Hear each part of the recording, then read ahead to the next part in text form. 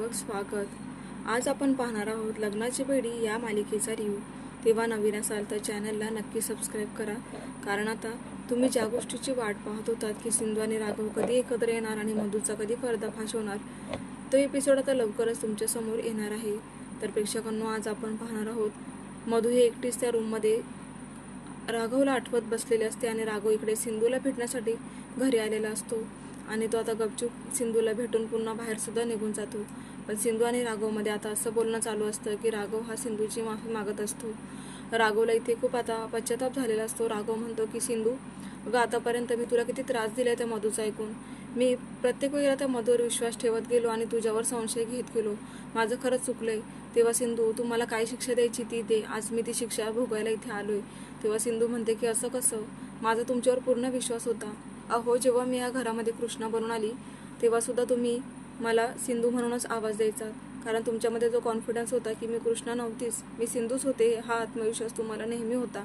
आणि मला ह्या गोष्टीमुळे खूप कौतुक वाटतं तुमचं, की तुमचं माझ्यावर किती प्रेम आहे। तेव्हा मला तुम्ही असं कधीच नाही वाटलं की तुम्ही चुकताय। आणि मग राहिला प्रश्न मधूचा, तर मधू आत्तापर्यंत मला खूप त्रास देत आली आणि तुम्हाला माहिती आहे का, आपल्या दोघांमध्ये किती वेळा फूट पडली होती, पण तरी आपण वेगळे कधीच नाही झालो। आणि माझ्या अंकुरला सुद्धा खूप त्रास झालाय, सावीला सुद्धा खूप त्रास झालाय मधूमुळे। आणि तुम्ही जर मला सपोर्ट केला नसता तर आज मी ही गोष्ट मधूच्याकडून पूर्ण करून घेतली नसती। आज मधूला जो काही त्रास होतोय आणि आपण जो बदला घेतोय ते फक्त तुमच्यामुळे शक्य झाले। तेव्हा राघव, तुम्ही असं स्वतःच्या मनाला वाईट वाटून घेऊ नका, कारण मला तुमचा राग कधीच आला नाही, कारण तुम्ही हे सर्व जशी परिस्थिती आहे त्याच परिस्थितीला सामोरं जाऊन करत होतात। तेव्हा आता असं बोलल्यावर राघवला बरं वाटत असतं। त्यानंतर राघव म्हणतो की खरंच सिंधू, तुझं सुद्धा माझ्यावर किती प्रेम आहे ना। आता राघव सिंधूला आय लव्ह यू म्हणतो आणि त्यानंतर सिंधू सुद्धा राघवला प्रेम व्यक्त करत असते। ते दोघेही खूप इमोशनल झालेले असतात आणि ते म्हणतात की आता फक्त थोड्या दिवसांचा प्रश्न आहे। आपल्या मुलांना जो काही त्रास दिलाय मधूने, त्याचा आता लवकरच आपण तिला पूर्ण पुराव्यासकट आता इथून घरातून हकलणार आहोत। आणि मेन म्हणजे मला तर ह्या गोष्टीची खूप भीती होती की रुक्मिणी काकू मला घरातून बाहेर हकलण्याच्या मार्गावर होत्या। मधू आणि रुक्मिणी काकू ह्या दोघींनी सुद्धा किती डाव खेळले माझ्याबरोबर आणि मला घरातून बाहेर जाण्यासाठी किती प्लॅन रचले होते। पण मला तर ह्या गोष्टीचं कौतुक आहे राघव, की रुक्मिणी काकूंनी माझ्यावर विश्वास दाखवला आणि मला एक संधी दिली।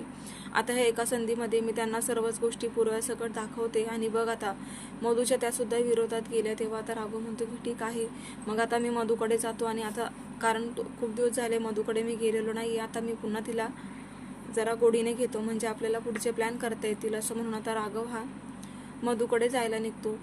तर आता राघव हा मधूकडे पोहोचतो आणि त्यानंतर मधू खूप खुश होते आणि राघवला ती म्हणत असते की राघव, अरे तुला माहिती आहे की इकडे आल्यापासून मी खूप घाबरत होती। इथल्या आजूबाजूच्या बायका असं म्हणतात की इथे स्मशानभूमी होती, इथे आवाज घुमतो, इथे भांडी पडतात, अचानक आत्मा घुमतो, त्यामुळेच मी खूप घाबरायची आणि मला तुझी खूप गरज होती, पण तू नाही आला ना। तुला रोज फोन करत होती मी, पण तू इतका बिझी का होतास राघव, तू माझ्यासाठी सुट्टी सुद्धा नाही घेऊ शकलास। तेव्हा राघव लगेच मधूचा हातात घेतो आणि म्हणतो की सिंधू, हे बघ, तू मला समजून घे, तुला माहिती आहे का, अगं मी जास्त सुट्ट्या घेतल्या म्हणून माझी नोकरी गेली आहे आणि 2-3 दिवस मी काम शोधत होतो, कारण आपण आता वेगळे तर निघालोय, पण आपण दोघं जण आपला उदरनिर्वाह कसं करणार आहोत। अगं मला सपोर्ट कर मधू, आता मला खूप गरज आहे। तेव्हा आता आपल्याला प्रत्येक गोष्ट ही आता कुठल्याही प्रकारची आयतं मिळणार नाही, आपल्याला कष्ट करावे लागतील। तेव्हा राघवचे इथे नाटक असतं, तो मधूला असं दाखवत असतो की त्याच्याकडे बिलकुल पैसे नाही। तेव्हा मधू म्हणत असते की राघव, आपण वेगळं तर निघालोय, पण आपल्या दोघांकडेही पैसे नाही, तेव्हा आपण खायचं काय करणार आहोत। आपण स्टोव आहे पण त्यात रॉकेल नाहीये, तेव्हा आपण काही बनवू पण नाही शकत। मग राघव म्हणतो की अगं मी तुला रॉकेल आणून देतो, तू बनव। आता राघव इथे मधूला कामाला लावणार आहे, कारण आयतं खाणाऱ्या मधूला आता कसा धडा शिकवायचा हेच राघवच्या मनामध्ये विचार चाललेले असतात। पण तो खूप कळकळीची विनंती करत असतो आणि मधूला त्याची दया येते। मधू म्हणते की हे बघ राघव, माझं तुझ्यावर खूप प्रेम आहे आणि मी तुला असं सॅड नाही ना पाहू शकत। एकतर आपण घरच्यांना सोडून इकडे वेगळे राहायला आलोय, तेव्हा तिथे मी तुला वेळ नाही देऊ शकले, पण इकडे तर पूर्ण वेळ आहे मला तुला देण्यासाठी। तेव्हा आता तू सांगशील तसंच मी करणार।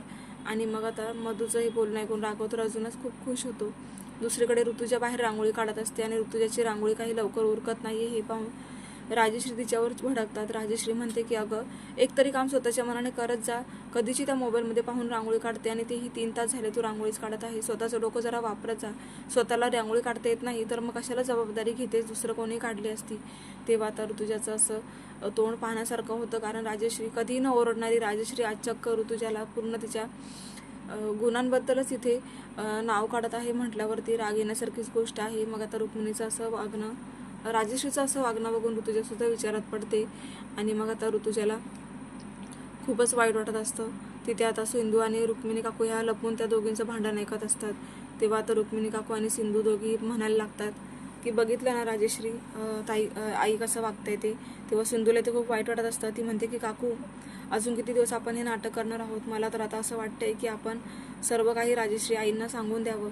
आईंना सांगितल्याशिवाय त्यांची मनस्थिती ठीक होणार नाही. एकतर राघव घरी येत नाहीये, त्यांना भेटत नाही म्हणून त्यांची अशी अवस्था झाली आहे.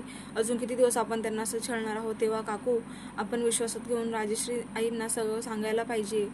पण मग रुक्मिणी काकू म्हणतात की नको, हा प्लॅन आपण आत्ताच सांगितला तर काय भरोसा, राजश्री ही ऋतुजाला कशावरून बोलणार नाही किंवा घरात कोणालाही कळू शकते. त्यामुळेच सिंधू प्लीज, आता एवढे दिवस आपण शांत बसलोच आहोत, तर अजून थोडे दिवस तिला त्रास सहन करू दे आणि तिला कसं हँडल करायचं ते मला माहिती आहे ना. तेव्हा सिंधू म्हणते की हो काकू, मग तर तुम्ही तसं करा. राजश्रीला त्यांचा राग कसा दूर करायचा याच्याबद्दल जरा त्यांना मनवा, म्हणजे त्यांना आता त्यांचा मुलगा परत येणार आहे असं आश्वासन तरी द्या. तेव्हा आता धीर देण्यासाठी रुक्मिणी आता सिंधूला म्हणते की ठीक आहे, तू जा बाहेर, मी आता राजश्रीला बरोबर समजवते माझ्या भाषेत. म्हणून आता रुक्मिणी काकू राजश्रीकडे येऊन म्हणतात की अगं राजश्री, काय झालंय, तुझा मूड असा का झालाय, माझं काही चुकलं का, मी माफी मागते तुझी, माझं चुकलं असेल तर. तेव्हा राजश्री लगेच म्हणते की नाही काकू, तुम्ही कशाला माफी मागते, तुमचं काही चुकलेलं नाहीये. तेव्हा मला माहिती आहे राजश्री, राघव घरी येत नाहीये म्हणून तू खूप डिस्टर्ब झाली आहे ना, मला कळतं सगळं. पण हे बघ, मला माहिती आहे मी तुला अजून तरसवणार नाहीये. किती झालं तरी तुझ्या पोटचा मुलगा आहे तो, आणि मी अशी ताटातूट करणार नाहीये मायलेकांची. तेव्हा मी तुला चॅलेंज करते, मी लवकरच मधुसकट राघवला ह्या घरामध्ये पुन्हा प्रवेश देते. आता ही गोष्ट ऐकून राजश्री ताई खूप खुश होतात आणि मग तुलाही हेच हवं होतं ना असं त्या म्हणतात. तेव्हा राजश्री म्हणते की हो, माझा मुलगा गेल्यापासून मला झोप लागत नाही, मला कोणाशी बोलायला मूड नाहीये. माझा मुलगा गेला तसा तो परत आला सुद्धा नाही आणि आता सणासुदीमध्ये तो घरात नाहीये म्हटल्यावर काय अवस्था झाली माझी माहिती का. तेव्हा रुक्मिणी काकू म्हणतात की हो, मला कळतं का सगळं. बरं ठीक आहे, ह्या सणालाच तुझ्या मुलाला आणि सुनेला म्हणजेच मधूला सुद्धा मी इथे घेऊन येते.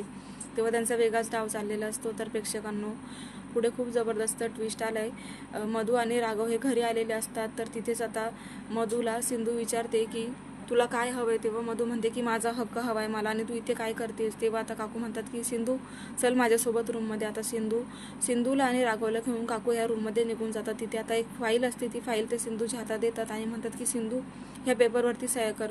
तेव्हा सिंधू म्हणते की काकू कसल्या सह्या करायच्या आहेत. तेव्हा रुक्मिणी काकू म्हणतात की अगं, या रत्न बारकेंची प्रॉपर्टी सर्व काही तुझ्या नावावर करत आहे मी. आता मात्र सिंधूला खूप आनंद झालेला असतो आणि काकूने अचानक असा निर्णय घेतल्यामुळे राघवला सुद्धा खूप बरं वाटत असतं.